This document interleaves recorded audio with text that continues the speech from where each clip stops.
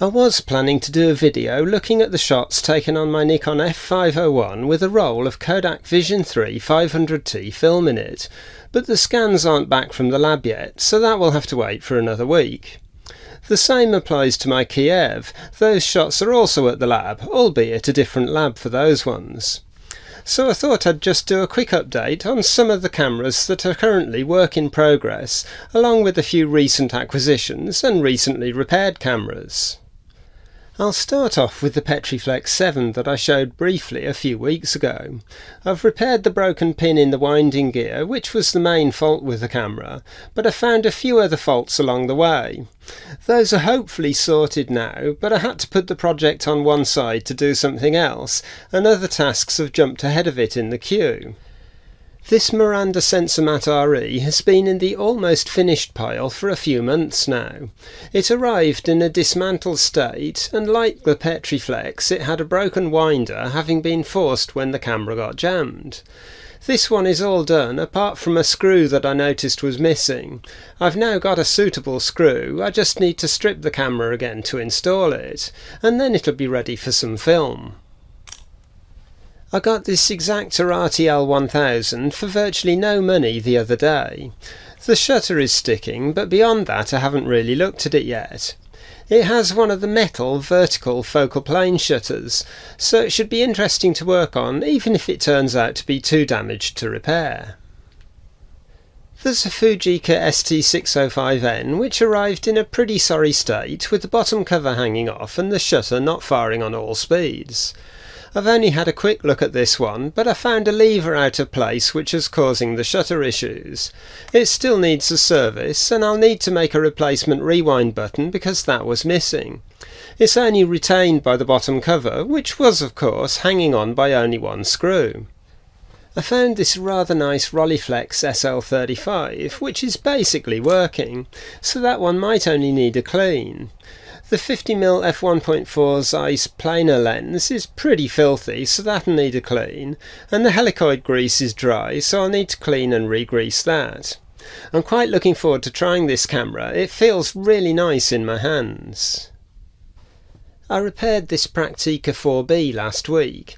The slow shutter speeds didn't work, they just all shot at something like 1/25th of a second, and it generally needed a clean and service.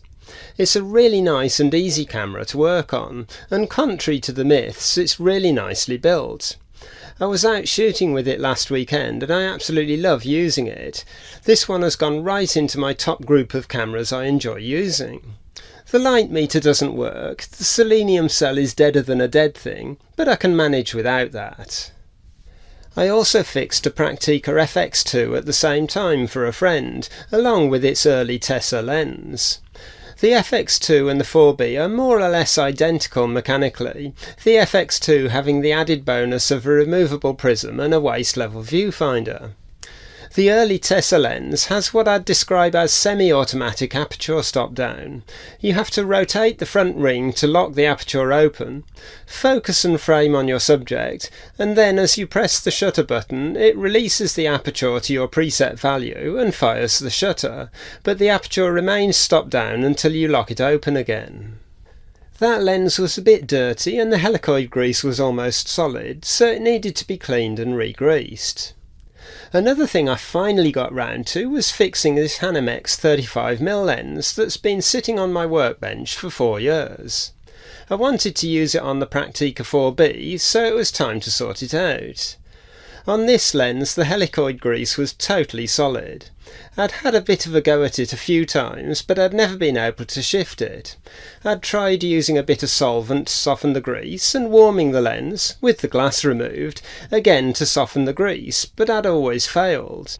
This time I was determined to fix it, so I did more of the same, only this time I heated it quite a bit more than before.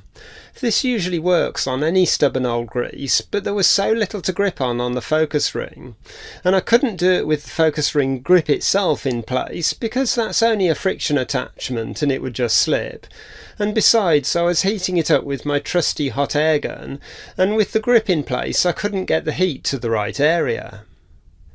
So finally I did what I always do and made myself another of my GrumpyTim grippy devices, which is just a bit of plywood with a hole lined with rubber and handles so you can clamp it round whatever you're trying to undo.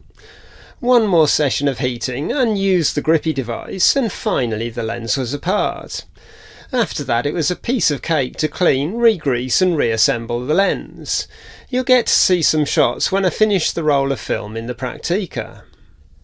The last of the new arrivals is this Yashica 635 twin lens reflex, which came complete with a bundle of accessories. This one, unusually for me, was working when I bought it. I was quite excited to actually have a camera that I could use without having to repair it first. That excitement didn't last very long because the next day the shutter jammed. Once I'd stripped it down, I was kind of surprised that it even worked when I bought it. There was a fair bit of grease on the shutter blades and they'd stuck together good and proper. The aperture blades were also really oily, so I cleaned those along with the rest of the shutter mechanism before reassembling and testing the camera.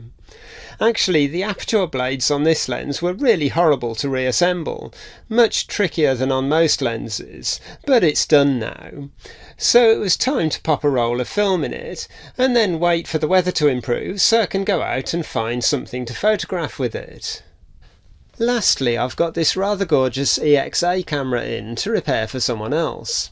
I don't think it needs too much doing, just a good clean and service hopefully, but I haven't really looked at it yet. This camera has something I'd only ever heard about. I'd never seen it for myself. Ihagee, who made the EXA and Exakta cameras, were one of the East German camera manufacturers, and on the bottom it has Made in Germany stamped into the leatherette. It's very difficult to get an angle where you can see that. Then printed above that, probably with a rubber stamp, are the words USSR occupied. I'll get on to fixing this one in the next week or two. I won't do a video because I want to concentrate on what I'm doing, particularly as it isn't my own camera. Anyway, that's about it for this brief interim video. If you've enjoyed watching, please like the video and maybe even subscribe to the channel and click on the bell and all that usual stuff. That's it for now, so thanks for watching and I'll see you in a future video.